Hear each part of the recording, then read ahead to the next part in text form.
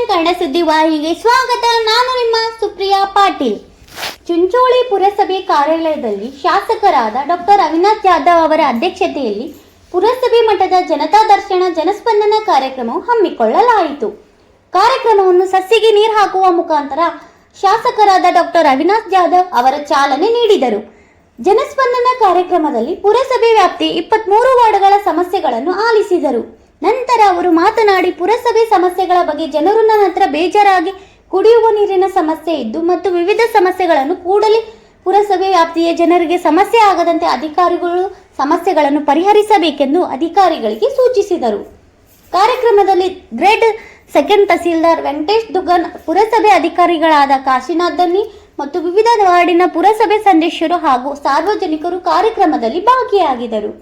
ವರದಿಗಾರರು ನಾಗರಾಜ್ ಪಾಟೀಲ್, ಚಿಂಚೋಳಿ.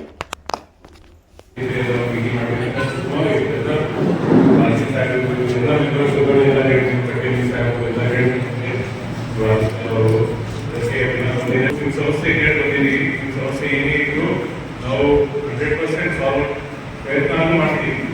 ಯಾಕಂದ್ರೆ joint effort ಬೇಕು.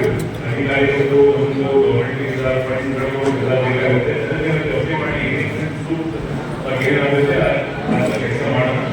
ಮತ್ತೆ ಇಲ್ಲಿ ನಾವು ಪಕ್ಷಪಾತ ಬಿಟ್ಟು ಚಿಂಚೋಳಿ, ಯಾಕಂದ್ರೆ ಚಿಂಚೋಳಿ ಯಾವಾಗಲೂ ವೈಕೇಟ್ ಡೆವಲಪ್ಮೆಂಟ್ ಆಗಬೇಕು. 100% ವತಿಯಲ್ಲಿ ನಾವು ಚಿಂಚೋಳಿ ತಾಲೂಕು ರೆಕಗ್ನೈಸ್ ಇದೆ. ಜೊತೆಗೆ ಕೈಗೋಗಿ ಕೆಲಸ ಮಾಡುವ ಮಾತ್ರ ನಾವು ಇನ್ನೂ ಅಭಿವೃದ್ಧಿ ಮಾಡಬಹುದು. ಸುಮಾರು ಸಮಸ್ಯೆಗಳಿದೆ, ಅದಕ್ಕೆ ಅದೆಲ್ಲ ಸುಮಾರು ಸ್ಪಂದನೆ ಬೇಕು. ಮತ್ತೆ ಬೇರೆ ಸಮಸ್ಯೆ ಇತ್ತು ಹೋಗುವಾಗ ಹೇಳಿ ನಾವು ಬರ್ತೀವಿ. ಮತ್ತೆ ಇವಾಗ ಏನಾದ್ರು ಸಾಲ್ವ್ ಮಾಡೋದಿದ್ರೆ ಸಾಲ್ವ್ ಮಾಡ್ತೀವಿ. ಮತ್ತೆ ನಮಗೆ ಬೇರೆ ಬೇರೆ ರೀತಿ ಫೋನ್ ಬಂದಿತ್ತು, ಸಿಬ್ಬಂದಿಗಳು ಕರೆಕ್ಟಾಗಿ ಕೆಲಸ ಮಾಡ್ತಾ ಇಲ್ಲ, ಪುರಸಭೆಯಲ್ಲಿ ಉಳಿದು ಹೋಗಿದ್ದಾರೆ ಅಂತ ಬಂದಿದೆ.